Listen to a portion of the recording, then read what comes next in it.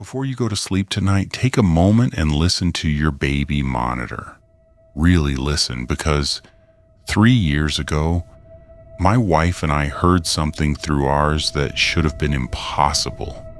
When our son Ethan was born, we moved into a quiet farmhouse outside Cedar Rapids, Iowa. The house was old but beautiful, far away from traffic, far away from neighbors. It felt like the perfect place to raise a family. At least that's what we thought.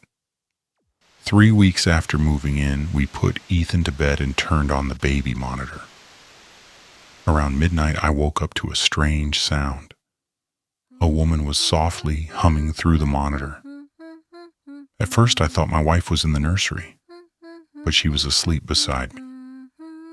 The humming continued slow, gentle, almost like a lullaby. But neither of us recognized the song. And it wasn't coming from the nursery, it was coming from inside the monitor. I grabbed a flashlight and rushed into Ethan's room. He was asleep peacefully. Nothing looked unusual. Yet the humming continued behind me, coming from the monitor. The next night, the same song returned. Then the night after that, always around 2:13 a.m., always the same woman's voice, always singing to Ethan. I checked everything.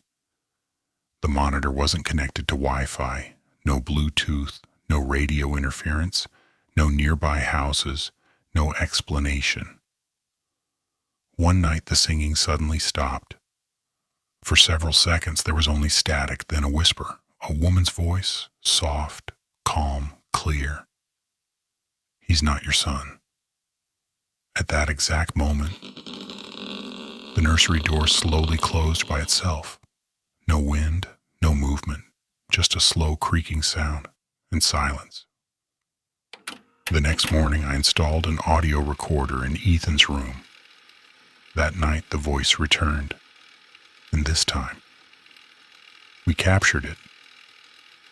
The following morning, we listened to the recording. At first, there was silence, then humming. Then the woman spoke. "He's still here." Neither of us could breathe.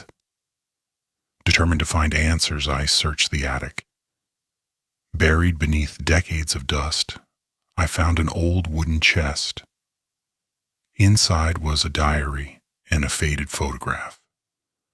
The photograph showed a woman holding a baby. On the back was written, "Hannah Brown, 1928. The diary revealed a horrifying story.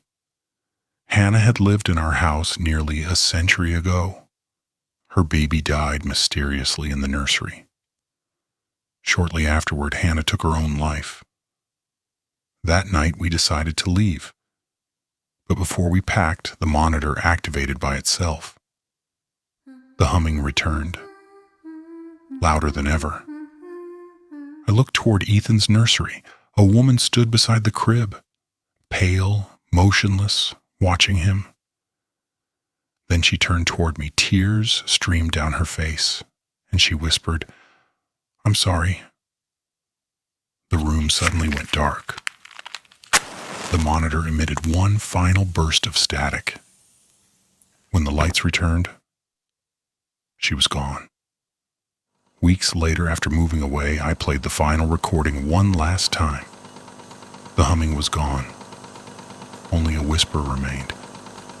A whisper we had never noticed before. A child's voice whispered back. Not Ethan's. Not any child we knew. Just 3 words. "Mommy found me."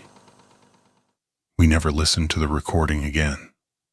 But sometimes, in the middle of the night, our new baby monitor still turns